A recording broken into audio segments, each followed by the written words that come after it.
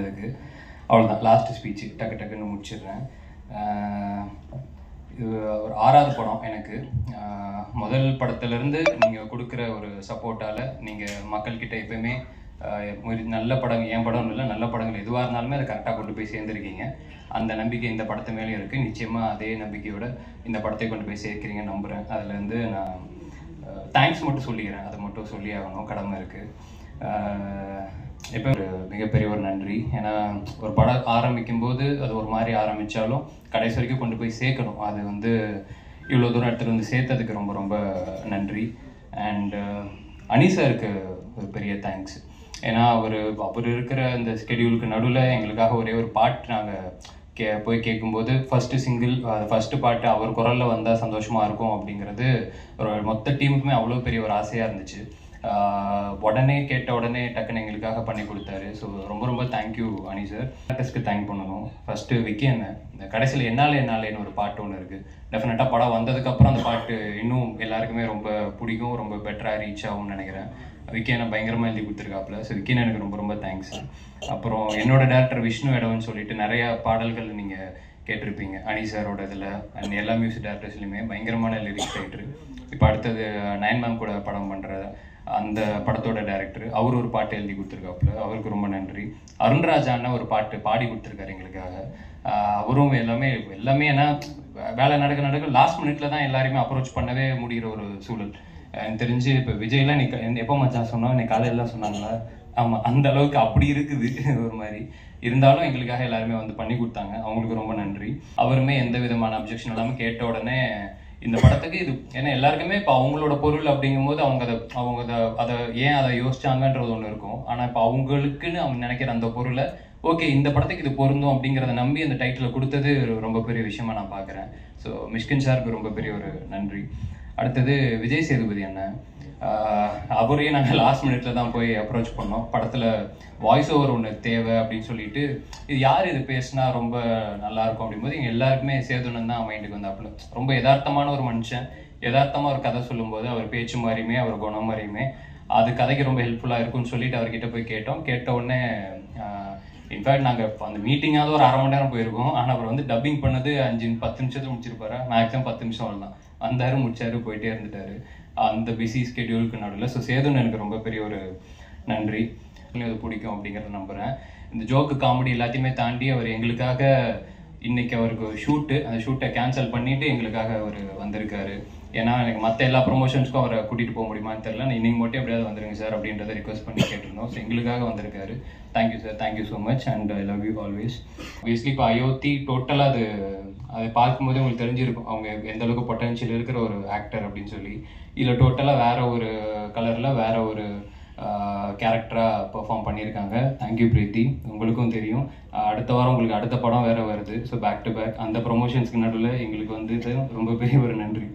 தேங்க்யூமே பேசிட்டோம், சொல்லிட்டோம். நாங்கள் ஒன்று மட்டும் தான் அவருக்கு நான் விஷ் பண்ணிக்கணும்னு மட்டும் ஆசைப்பட்றேன். பொதுவாக இப்போ ஒரு ஹீரோ வச்சு ஒரு படம் ஒன்று பண்ணுறாங்க அப்படின்னா அந்த படம் நல்லபடியாக போச்சுன்னா அதுக்கு அடுத்த ஒரு பெரிய ஹீரோ வச்சு போவாங்க, அப்புறம் அப்படி ஒரு டாப் ஹீரோ வச்சு போவாங்க. அந்த மாதிரி இருக்கும். ஒரு சூப்பரான ஒரு படம் பண்ணிட்டாங்க அப்படின்னா ஒரு டைரக்டரோட ஒரு வளர்ச்சி அந்த மாதிரி அவர் அடுத்த ஒரு பெரிய ஹீரோ அடுத்து இன்னும் பெரிய ஹீரோ அந்த மாதிரி போகணும் அப்படின்ட்டு மனசார வாழ்த்துக்கிறேன். கன்ஃபார்மாக அது நடக்கும் நம்புறேன்.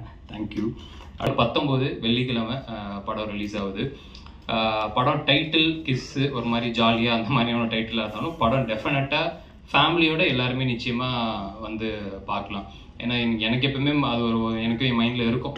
டெஃபினட் ஃபேமிலியோடு உட்காந்து பார்க்கும்போது அந்த படம் எப்பயுமே, ஏன்னா இன்றைக்கி எல்லாருமே ஒரு மண்டேலேருந்து அந்த ஃபேமிலி ஆடியன்ஸ் உள்ளே வந்து அவங்க தான் டோட்டலாக வந்து பார்க்கலாம் அப்படிங்கிறது தான் என்னோடய நம்பிக்கை. ஃபஸ்ட்டு சொன்ன மாதிரி தான் எல்லா நல்ல படங்களையும் மக்கள்கிட்ட எப்பயுமே நீங்கள் நல்லபடியாக கொண்டு போய் சேர்த்துருக்கீங்க. இந்த படமும் உங்களுக்கு பிடிக்கும், நீங்கள் கொண்டு போய் சேர்க்குறீங்க அப்படின்னு நம்புகிறேன். தேங்க்யூ ஸோ மச் எல்லாருக்குமே. என்னுடைய வணக்கங்கள். ஏன்னா எப்பவுமே இவ்வளோ வணக்கம் பண்ண மாட்டேன் குனிஞ்சு ப்ரெஸ்ஸுக்கு. ஏன் இந்த வாட்டி இவ்வளோ குனிறேன்னா இது ரொம்ப சின்ன படம்ன்ட்டு சொல்லிட்டாங்க. இதை கொஞ்சம் தூக்கி போய் சேர்க்கறது உங்கள் கையில் தான் இருக்கு. அதுக்கான உண்டான 2-3 விஷயத்தையும் சொல்லிடுறேன், இது உள்ள நடந்த விஷயத்தையும். அப்போ இன்னும் கொஞ்சம் தூக்கி விடுவீங்கன்னு நம்புகிறேன். ஏன்னா உள்ளே வந்துட்டாங்க ஜனங்க, படம் பார்த்து ஹாப்பியாக ஃபீல் பண்ணுவாங்க. ஏன்னா முதல்ல இது கிஸ்ஸோட விஷயம் அப்புறம் வரேன், இருக்கிறது டைம் கொஞ்சம் தான்.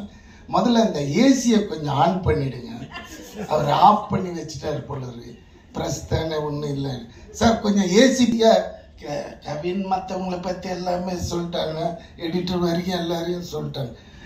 இந்த சதீஷை பற்றி நிறைய பேருக்கு தெரியாது வெளியே. Very very ஹைப்பரானவன்.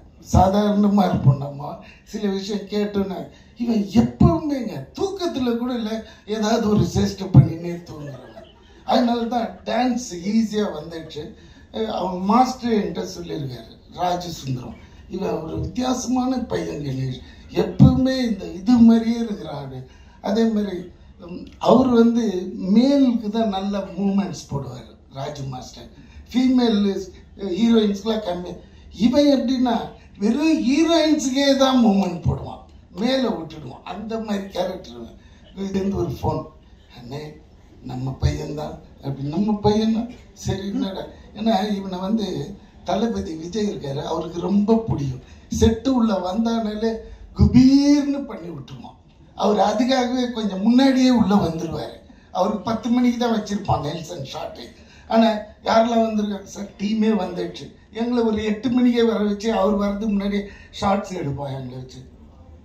அந்த டயத்தில் அவர் கொஞ்சம் சீக்கிரமாக வரும். ஏன் தலைவா கொஞ்சம் லேட்டாக வந்தால் நாங்கள் இல்லைன்னா இவனுக்காகவே வருவார். வந்த உடனே அங்கே ஒரு பர்ஃபார்ம் காமிப்பான் பாருங்க, அவரும் ஒன்று சிரிப்பார். அதெல்லாம் ஒன்றுமே கிடையாது. இவனை இப்படி சொன்னது அதுக்கு என்ன தெரியுங்களா, அதுக்கு நான் வந்து விஜய் சாருக்கு தான் நன்றி கடன் பண்ணுறேன். எப்படின்னா பீஸ்டில் ஒரு லிஃப்ட் சீன், நான் எனக்கு முன்னாடி இந்த டான்ஸர் சதீஷ், அப்போ டான்ஸர் தான், இப்போ தான் டைரக்டர்.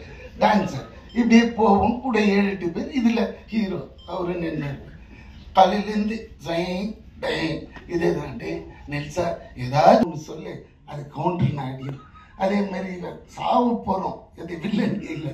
அந்த நேரத்தில் இவர் ஒன்று போடுவார், அதுக்கு விட்டங்க டேய் யாரா நீ சாகும்போது விட இப்படி ஒரு காமெடி பண்ணுற தெய்வீக குழந்தைடான்ட்டு.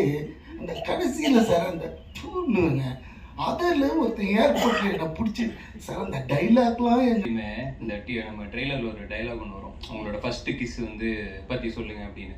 அது எல்லா இன்டர்வியூ என்னைய கேட்டுட்டு இருக்காங்க. நீங்க இன்னைக்கு மட்டும் தானே வந்திருக்கீங்க எங்களுக்காக, அப்புறம் வர மாட்டீங்களா? அதனால உங்க ஃபர்ஸ்ட் கிஸ் எங்க சொன்னீங்கன்னா காலி பண்ணிடுறாங்க.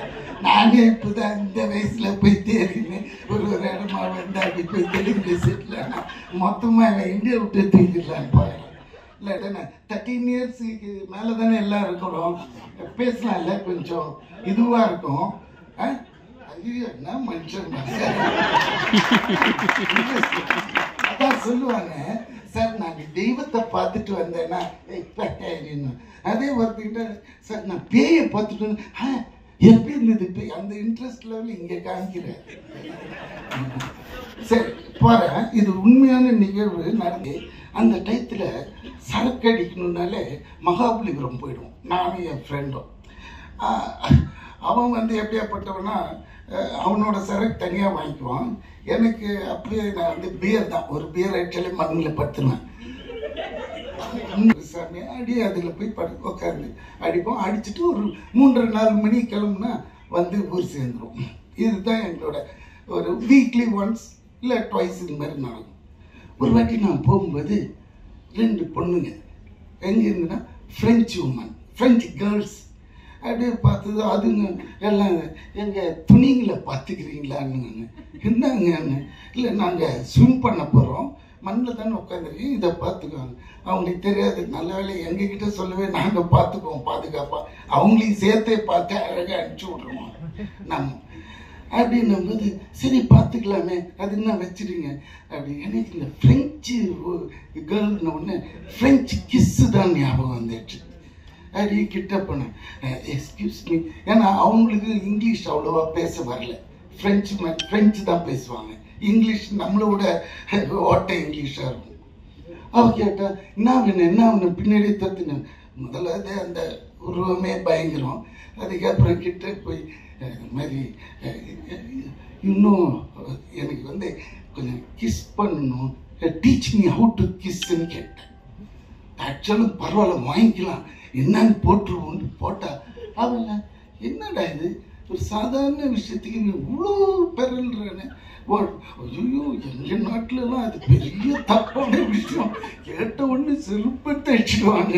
ஆனால் நீங்கள் எவ்வளோ சாதாரணமாக yes I will give you on one கண்டிஷன்னா. என்னம்மான்னு, ஓகே நீ என் கூட ஸ்விம் பண்ணு வந்தால் நான் உனக்கு கொடுக்குறேன்னா. ஆஹா இது என்னடா இதுன்ட்டு மச்சான் சரபதி அப்படியே உக்காந்துனாரு, துணியெல்லாம் பார்த்துக்கோ நான் இவன் கூட அப்படியே ட்ராவல் பண்ணுறேன். அவன்கிட்ட சொல்ல நான் இது எதுக்காக போகிறேன்ட்டு டக்குன்னு பண்ணி நான் அவுத்தப்பட்டு வெறும் ஷார்ட்ஸோட இவன் கூட எகிரிட்டு உள்ளே போகிறேன். இந்த மேட்ரே எடுக்க மாட்டேன்றாளுங்க. அவளுங்க 2 பேரும் பேசிக்கிறாங்க. இவ்வளோ வந்துடுச்சு தண்ணி, இவ்வளோ வந்துடுச்சு. ஏன்னா நம்மளுக்கு ஸ்விம்மிங்கே தெரியாது. இவ்வளோ வந்ததுன்னு சொன்னேன். இதுக்கு மேலே போனால் என் உயிர் போயிடும். இங்கே கொடுக்கறதுனா கொடு, இல்லாட்டினா நான் போயிடுறேன். இந்த இடத்துல இருந்து பார்க்குறேன் சரபோஜியா இத்தனோண்டு தெரியுது. முதல்ல தைரியம் பண்ணி இவ்வளோண்டு தெரியும். ஐயோ கணேசா இங்கேருந்து போகணுன்னா நீ போயிடுவிடான்னு கிட்ட போய் தைரியமா if you give I will stay back, otherwise I will go பேக்ன்னு. இல்லை கொடுத்துறேன். இவ்வளோ தூரம் இது பண்ண குடுறீன்ற பக்கத்தில் இருக்கிறவன் நீ குடு இது என்னடா சண்டை ஆகுது. இதில் வேறு எனக்கு ரொம்ப மிதக்கவும் முடியல. கால் அப்படியே அவளையும் பாட்டு ப்ரொசீட் ஆகினே இருக்கிறாங்க லென்த்தா. இதில் வேற போகும்போதே ஒருத்தன் சொல்லிட்டு போனான், ஐயா அங்கெல்லாம் போகாதீங்க பாறை இருக்கும் அப்படின்னா. பாறையா ஐயோ அப்படின்ட்டு பயத்துல இருக்கு. இதெல்லாம் வருது அப்படின்னு வந்து மாட்டார். நான் முதல்ல கேட்டேன், அவளே பார்த்தா டக்குன்னு சரி கலப்பாக இருந்தாலும் இவன் ஒரு மாதிரி இருக்கிறான்ட்டு போயிடுச்சு. ஒன்று அடிச்சு விட்டா பாருங்க. அதான் பார்த்தீங்களா ஒன்று சங்கு ஊதுறான். மெஜாரிட்டி ஃபர்ஸ்ட் டைம் இதான் நீ கேட்டீங்க கவின். அதான் ஃபர்ஸ்ட்டு கிஸ்னா இவ்வளோ விஷயம் இருக்கு. ஏன்னா it's most important sensitive area. நம்ம இது வரைக்கும் யூஸ் பண்ணதே இல்லையா. அப்படியே கொயினாகி டக்குன்னு உள்ளே போயிட்டேன் சார். தண்ணி உள்ளே போனால் 2 அடிக்கு ஆழம். இது தெரியல. ஏன்னா அந்த கேப்பில் அந்த மீட்டரில் உள்ளே போயிட்டேன். அது உள்ளே போய் என்ன சொல்ல 1.5 லிட்டரு உப்பு தண்ணியை குடிச்சிட்டேன். குடிச்சு தொப்புகன் மேலே வந்து பார்த்தேன். ஐயோ இதெல்லாம் இதுக்கு மேலே முடியாது, என்னை கொண்டு போய் விட்டுருங்க. பின்னாடி பிடிச்சிக்கிடான்ட்டு கொஞ்சம் அப்படி தள்ளி இப்படி வந்தால் கால் பட்டு தான் தெரியும். அடுத்த நிமிஷம் மண்ணில் வந்து படுத்து அப்படியே ஃப்ரெண்டு அமுக்கி அந்த அந்த 1.5 லிட்டர் உப்பு தண்ணியை எடுத்தான். அது சொல்ல வர அந்த ஃபஸ்ட்டு கிஸ்ஸுங்கிறது, இந்த கிஸ்ஸுன்னும் போதே எனக்கு அந்த கிஸ் ஞாபகம் வந்துடுச்சு. அதனால அதை எடுத்து கொடுத்த கவினுக்கு நல்லது. பட் இதை ரொம்ப பெருசாக போட்டுருக்கீங்க, தயவுசெய்து சின்னதாக போட்டுருங்க. ஏன்னா இது பெருசாக போட்டால் என் வீட்லேயே முதல்ல செருப்படி விடுறோம். அதனால் கொஞ்சம் எடிட் பண்ணிட்டீங்க. அண்ட் கிறிஸ்டின் ப்ரொடியூசர் திருப்பி சொல்கிறேன், உங்களுக்கு தேவைன்னா நாளை காலையில் கூட கூப்பிடுங்க. 2 ஹவர்ஸில் தெளிவு பேசி முடிச்சிடுவேன். அதுக்காக வேற எவனாவது வாய்ஸை போட்டு என்ன அங்கே கொலை பண்ணுறாதீங்க. இறங்கினாலே அடிச்சு மூஞ்சிலாம் வச்சுடுவானுங்க. தெலுங்கு பீப்புள் எவ்வளோ மரியாதை வச்சிருக்காங்க என் மேலே. Please don't do this. Okay, thank you, bye bye, take care. எல்லாருக்கும் ஏன்னா it's made with lot of fun, love and entertainment. ரொம்ப பேஷனோட பண்ணியிருக்காங்க. நீங்கள் பார்க்குறீங்க எவ்வளோ ஃபன்னாக இருக்குது. ஒவ்வொருத்தரும் இங்கே ஒவ்வொரு கேரக்டரும் இவ்வளோ ஃபன்னியாக இருக்காங்க. ஸோ செட்லேயே எங்களுக்கு ரொம்ப ஜாலியாக இருந்தது. ஸோ கிஸ் பற்றி சொல்லணும்னா ஒரே ஒரு தான் என்டர்டெயின்மெண்ட். நீங்கள் ஜாலியாக தியேட்டருக்கு போய் படம் பார்த்துட்டு சிரிச்சுட்டு வரலாம். அந்த மாதிரி ஒரு ஜாலியான movie. So I hope you all enjoy the film. என்னோட கேரக்டரைசேஷன் ரொம்ப டிஃப்ரெண்ட்டாக இருக்குது. நீங்கள் பார்க்குற மாதிரி, நீங்கள் சொன்ன மாதிரி ரொம்ப எனர்ஜெட்டிக்காக, எனக்கு தெரிஞ்சு சதீஷ் மாஸ்டரோட ஃபீமேல் வெர்ஷனாக நினைக்கிறேன். அவ்வளோ எனர்ஜெட்டிக்காக. ஸோ என்னோட கிஸ் டீமுக்கு ஒவ்வொருத்தருக்கும், எங்கள் டைரக்டர் சதீஷ் மாஸ்டருக்கும், my co actor Kavin, Jen Martin, அவங்க ஜென் மார்டின் கிடையாது ஜெம் மார்டின், அவ்வளோ நல்லா மியூசிக் கொடுத்துருக்காங்க. And Pranav our editor, VTV sir, it was lovely working with you. And Vijana, Harish sir, to our cinematographer Harish sir, thank you so much to each and everyone. Shakti, mainly our producer, thank you for trusting us with this. And thank you so much. Ellaru September 19th Kiss Parunga Theatres la. Thank you. Media social media friends அத்தனை பேருக்கும் ஒரு பெரிய வணக்கம். செம்ம ஜாலியாக பயங்கர ஹாப்பியாக தான் வந்தேன். எப்போ எங்கள் சதீஷ் அண்ணனோட ஃபீமேல் வெர்ஷன் என்ன பார்த்து அண்ணான்னு சொன்னாங்களோ, எங்கள் சதீஷ் அண்ணனே நீங்கள் அப்படி கூப்பிடல, என்ன எப்படிங்க கூப்பிடலாம்? படங்கள் பண்ணுறோம் அப்படின்றதே அவ்வளோ ஹாப்பியாக இருக்கும். ஏன்னா இப்போ இங்கே ஜென்ரலாக ஈவெண்ட்டுக்கு வந்தோன்னா யோசிப்போம், ஓகே மொத்தம் 10 பேர் ஆளுக்கு 2 நிமிஷம் பேசுனாங்கன்னா எவ்வளோ சீக்கிரம் ஈவெண்ட் முடியும், அடுத்த ஈவெண்ட்டுக்கு போகலாம், இப்படி தான் இருக்கும் மைண்ட் செட்டு. அப்படி இல்லாமல் அங்கேருந்து இந்த ஸ்டேஜை பார்க்குறதுக்கும் நிறைய விஷயங்கள் ஷேர் பண்ணுறதுக்கும் ஒரு வித்தியாசமான அனுபவம்னே சொல்லலாம். ஏன்னா நிறைய விஷயங்கள் ஃப்ரெண்டாக நடிக்கிறோம், லீடாக பண்ணுற ஒருத்தரோட ஹீரோ பண்ணுற ஒருத்தரோட ஃப்ரெண்டாக நடிக்கிறோம் அப்படின்றத தாண்டி அந்த கேரக்டர் அந்த பர்சன் உண்மையிலே நம்ம ஃப்ரெண்டாக இருந்தால் அது அவ்வளோ பெரிய ஒரு பிளெஸிங்னே சொல்லலாம். ஏன்னா நானும் கவினும் வந்து ஃபஸ்ட்டு யோசிச்சு பார்த்தோன்னா ஈவெண்ட் பண்ணுற டைமில் மச்சான் ஒரு நாளைக்கு ஒரு ஈவெண்ட்டுக்கு போகலாமாடா, எவ்வளோ மச்சான் 7000 தான் இருக்குறான், டே அவன்கிட்ட 10,000 இருக்கான், கேள்றா வெயிட் பண்ணுறா அப்படின்னு பேசின டைம்லேருந்து ஸ்ரீலங்காவுக்கு ஒரு தடவை நான் அப்போ போயிருந்த டைமில் மச்சான் இங்கே இடத்துல உன்னோட போஸ்டர் இருக்குடா அப்படின்னு பார்த்துட்டு ஒரு தடவை விஷ் பண்ண அவரோட முதல் படத்துக்கு. ஸோ அந்த படத்துக்கு பாட்டு எழுதியிருக்கோம், பாடியிருக்கோம். ஸோ அப்போது டைம்லேருந்து இப்போ வரைக்கும் அந்த ஜேர்னி இருக்குதுன்னு நினைக்கும் ரொம்ப ரொம்ப சந்தோஷம். போக வாழ்த்துக்கள். ஒரு ஃப்ரெண்டாக எப்போவுமே அதில் ட்ராவல் ஆகணுன்றது ஆசை. அண்ட் சதீஷ் அண்ணனுக்கும் ஒரு பெரிய நன்றி. ஏன்னா ஃபஸ்ட் டைம் ஆஃபீஸ் கூப்பிட்டு பேசுனது அவ்வளோ ஸ்வீட்டாக பார்த்துப்பாரு. அண்ட் ஒவ்வொருத்தரை பற்றி மென்ஷன் பண்ணோம், ஹீரோயின் எவ்வளோ சூப்பராக பெர்ஃபார்ம் பண்ணுவாங்கன்றது தெரியும். அண்ட் எப்படி இருக்குன்னு யோசிச்சு பாருங்க, அவருக்கு பையன் நான் அவ்வளோ அமேசிங்காக இருக்கும். நீங்கள் ஷூட் இன்னொரு 4 நாள் எக்ஸ்டெண்ட் பண்ணால் கூட பரவாயில்ல அப்படின்ற மாதிரி இருக்கும். ஏன்னா அவரோட எக்ஸ்பீரியன்ஸு, அவர் ஒரு விஷயத்தை டெலிவரி பண்ணுற விதம் எல்லாம் அவ்வளோ ஜாலியாக இருக்கும். அந்த ஜாலியை தாண்டி நிறைய நாஸ்டாலஜிக்கான விஷயங்கள்லாம் சொல்லுவார். அதில் நம்ம பெரிய டேக்அவே இருக்கும். இன்னும் இந்த வைபாக, இன்னும் அவ்வளோ யங்காக, இன்னும் இவ்வளோ எனர்ஜெட்டிக்காக இருக்கிறதுக்கு அவருடைய மைண்ட் செட் மட்டும்தான் ஒரு பெரிய ரீசன் அப்படின்றது அவரோட பழகும்போது தெரியும். Thank you sir. ராஜனியில் கதை சொல்கிறப்போ ஒன்று சொன்னாங்க, படத்தோட பேர் வந்து கிஸ் அப்படின்னாங்க. சரி எப்பயும் போல தான் ஹீரோ ஜாலியாக இருப்பார், நம்ம கூட ரெண்டு வேடிக்கை பார்க்க முடியாச்சா. நான் இதில் ஒரு நல்ல விஷயம் என்னென்னா ஹீரோக்கும் அந்த காட்சிகள் இல்லாமல் எங்கள் கூட நிறைய ட்ராவல் பண்ணுற மாதிரி இருந்துச்சு. ஸோ நாங்களும் அவரும் சேர்ந்து தான் நிறைய விஷயங்கள் பார்த்தோம். இது வரைக்கும் முத்த காட்சி நமக்கு வரவே வராது என்று அப்படி எழுதிடலாம் நினைக்கிறேன். ஸோ அப்படி நிறைய விஷயங்கள்.